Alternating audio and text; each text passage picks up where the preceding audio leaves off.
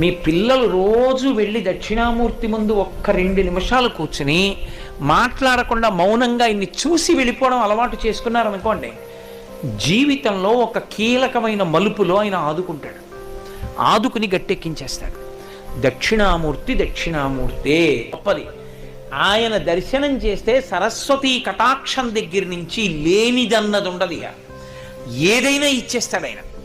అంతటి పరబ్రహ్మం మీకేమి ఇవ్వలేదండి. ఇంకా ఏ లౌకికమైన కోర్కెల దగ్గర నుంచి మోక్షం వరకు ఇవ్వగలడు. కరతలామలకము, చేతిలో ఉసిరికై. దక్షిణామూర్తి స్తోత్రం చదువుకుంటే గురుగ్రహం శక్తి పొందేస్తుంది. రోజు ఒకసారి దక్షిణామూర్తి స్తోత్రం చదివారనుకోండి చాలు, అంతే. ఆడవనివ్వండి, మగనివ్వండి, పిల్లలవనివ్వండి, ప్రయోజకులు అవుతారు, చక్కగా ఉంటారు.